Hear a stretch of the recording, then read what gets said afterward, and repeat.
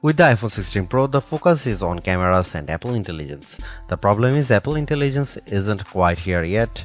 We can test some features in the developer beta that's currently available, but that's not necessarily the same as the experience the public will get when the update rolls out in October. It's not unprecedented for new iPhones to launch without some marquee features, sure, and thankfully there is still plenty that the iPhone 16 Pro brings. From camera control, the fusion camera, and other video related updates to slightly bigger displays and iOS 18, the iPhone 16 Pro and Pro Max are intriguing successors, even absent the wanted intelligence features that are still to come. Even if you are not a glutton for buttons, there are still some camera updates that might intrigue you. This year's flagships sport what Apple calls a 48 megapixel fusion camera, which has a faster quad pixel sensor. This enables what the company describes as zero shutter lag, which is wording it has used repeatedly over the years. In this case, it's referring to how quickly the camera will capture a shot after you press the shutter button. I will admit I was initially confused by this update in part because it requires relearning some behaviors I had adopted to mitigate the shortfalls of older cameras. Basically, the iPhone 16 Pro's cameras are now so fast that when I asked someone to throw something so I could capture it in motion to see how still the images were, my shots ended up being of the person holding the object.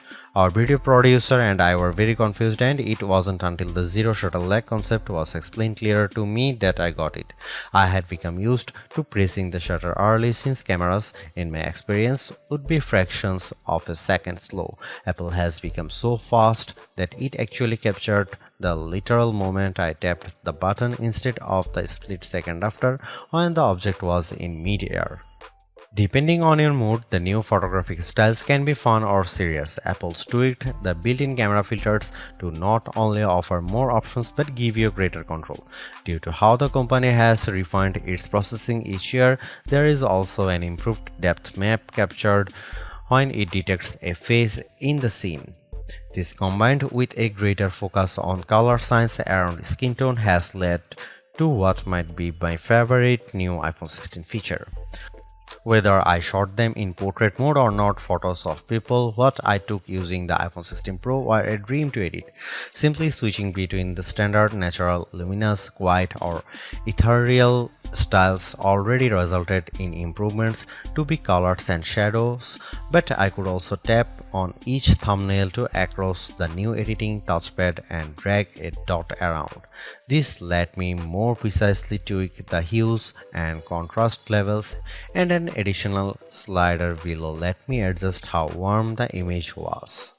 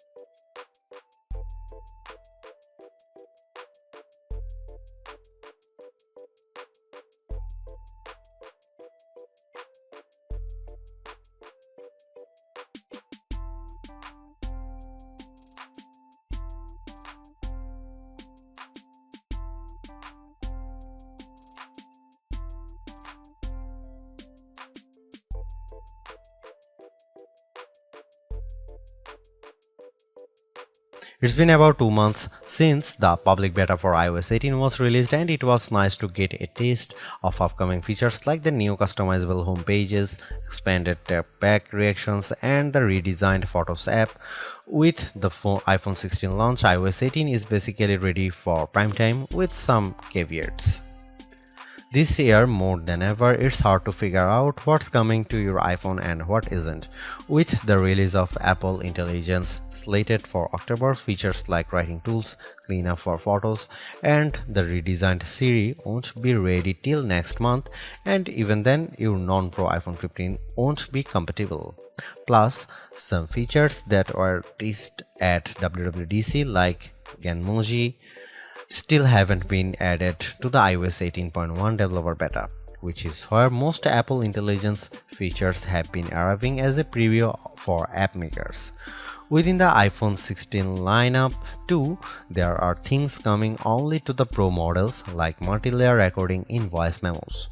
It's confusing and can make choosing your iPhone a trickier decision, but for this review at least, the iPhone 16 Pro and Pro Max are getting everything. I cannot wait to try out multi-track recording in voice memos, and I hope Apple sees this yearning as a sign that it should bring this to more devices. It was nice to get time with iOS 18 even in the absence of Apple Intelligence. Honestly, I'm not even sure I'd like those features that much. In a similar way, Gemini AI was nice on Pixel 9 Pro series but didn't feel like must-haves.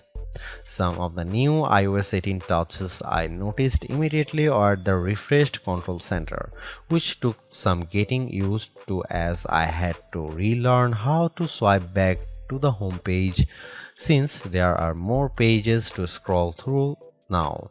I especially enjoyed seeing the new little chat bubble appears on my voice recordings, indicating that a transcript had been generated for them, and though I haven't exchanged messages with Android toting friends yet, I'm glad to see RCS support is finally live this week.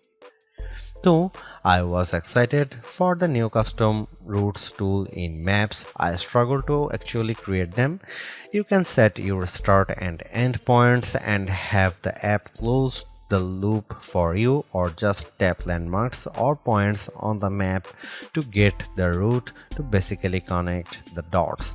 Unfortunately, no matter how many times I tried to get the route to cut through a building where I knew a pedestrian walkway existed, Maps reinstated me at every turn, forcing the route to go through more established paths instead.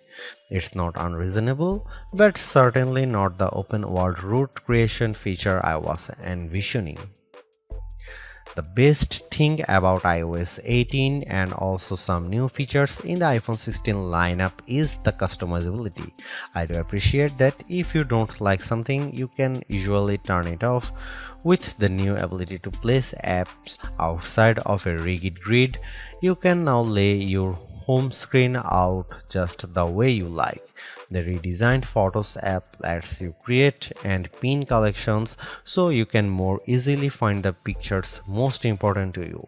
And again, I'm glad Apple is giving people the option to turn off camera control altogether or adjust its sensitivity. Apple's caution is sometimes warranted, especially at a time when mistrust of AI-generated content runs rampant.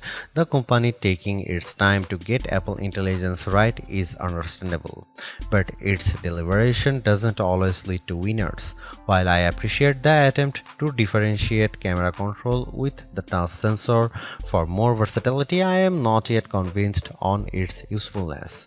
The good news is, and I cannot stress this enough, you have the option to tune it to your liking, and that's the theme I'm seeing in recent Apple features that hint at more thoughtfulness than usual. If you don't like something or if something isn't right for your needs, you can adjust or disable it. In iOS 18, you have greater control over your home screen's app layout and can pin custom collections for easier reach. In the Photos app, the action button introduced last year could have been a spectacular fail had Apple not let you still keep it as a mute switch, but it managed to give people more functionality while maintaining the status quo for those who are just as resistant to change. Change is scary, change is hard, but without change there is no progress. Apple's cautious approach is a tricky balancing act that's evident on the iPhone 16 Pro. Some new features like audio mix and custom routes in Maps delivers mixed results, otherwise like photography styles are hits. Then there are the basic ingredients like good battery life and durable, attractive designs that Apple cannot neglect. The iPhone 16 Pro's subpar battery life holds it back from beating the competition, which is stiffer than ever this year, especially from Google. Luckily for Apple, most people who have iPhones are going to stick with iPhones. It's just easier. For those already sucked into the ecosystem, the iPhone 16 Pro are worth the upgrade from a model that's at least 2 years old. If you already have an iPhone 15 Pro, for the sake of our planet and your wallet, you might prefer to hold off on upgrading, especially since this year's devices aren't that much different.